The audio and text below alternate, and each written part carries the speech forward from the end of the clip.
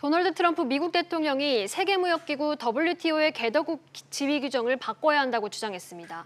주요 타깃은 중국이지만 우리나라로 불똥이 튀게 됐는데 미중 무역 분쟁과 일본의 수출 규제에 이어 통상 악재가 또 하나 겹치게 됐습니다. 이 내용 류정훈 기자와 짚어보겠습니다. 자, 류 기자. 네. 트럼프 대통령이 중국과 우리나라를 개도국에서 제외해야 된다 이런 주장을 했다면서요? 네, 그렇습니다. 현지 시간으로 지난 26일 트럼프 대통령은 미 무역 대표부 USTR에 경제 성장을 이룬 국가들이 WTO에서 개도국 지위로 혜택을 받지 못하게 모든 수단을 동원하라고 지시했는데요. 트럼프 대통령은 일부 WTO 개도국들이 불공평한 이득을 얻고 있다고 주장했습니다. 불공정 대표 사례로 중국이 지목됐지만 주요 20개국 회원이면서 경제협력개발기구, OECD 회원국인 우리나라를 비롯해 멕시코, 터키 등도 언급했습니다. 트럼프 대통령은 그러면서 WTO가 90일 이내에 이와 관련한 실질적인 진전을 이뤄내지 못하면 이들 국가에 대한 개도국 대우를 일방적으로 중단하겠다고 엄포를 놓았습니다. 네, 트럼프 대통령이 얘기한 이 개도국 지위 혜택을 받는 비교적 발전된 국가는 어떤 나라를 말하는 건가요? 네, 먼저 트럼프 대통령이 제시한 4개의 기준을 보면 현재 G20 국가이거나 OECD 회원국의 가입 절차를 밟거나 회원국인 국가, 세계은행이 분류한 고소득 국가거나 세계 무역량의 0.5% 이상을 차지하는 국가들인데 트럼프 대통령은 이들 국가를 개도국으로 인정해서는 안 된다는 겁니다.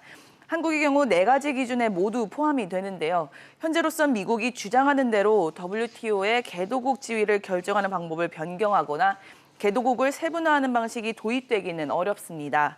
중국의 반발이 만만치 않을 것이기 때문인데요.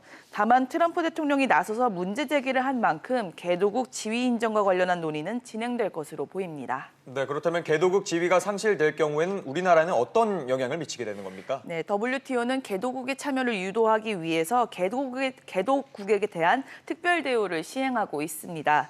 WTO 체제에서 개도국 지위를 인정받으면 협약 이행에 더 많은 시간이 허용이 되고 150여 개의 조항에서 우대 조치를 받습니다. 예. 농산물 관세 감축은 선진국이 5년간 50에서 70%를 달성해야 하지만 개도국은 10년간 33%에서 47%만 해도 괜찮습니다.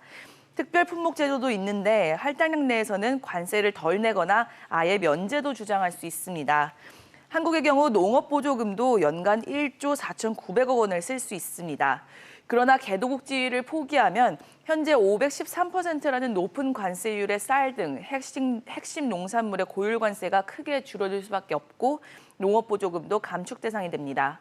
우리나라는 지난 1996년 OECD 가입 당시 공산품과 서비스 분야에서는 개도국 지위를 주장하지 않는 조건으로 개발도상국으로 남았습니다. 네, 이 미중 무역 분쟁이 일본과의 그런 경제 갈등까지 통상 악재가 좀 겹치고 있는데 그런 무역 분쟁 장기화에 따른 좀 큰 타격이 좀 우려되죠. 네, WTO는 지난 4월에 발표한 보고서에서 올해부터 글로벌 무역 전쟁이 고조된다면 오는 2022년 글로벌 GDP, 무역 실질 소득에 큰 타격이 있을 것이라고 추산을 했는데요. 특히 아세안과 우리나라의 실질 GDP 타격이 가장 클 것이란 전망입니다. 이미 우리나라에선 상반기에 수출이 8.5% 감소하는 등 미중 무역 분쟁 장기화 영향이 뚜렷하게 나타나고 있는데요. 여기에 올해 글로벌 무역 분쟁이 시작되면 2022년 수출액은 한국이 마이너스 23.38%로 일본, 캐나다에 이어 타격이 컸습니다. 실질 GDP의 경우 한국은 3.34% 감소하고 아세안은 4.12% 감소해 가장 크게 줄어들 것으로 추산됐습니다. 네, 류 기자 잘 들었습니다.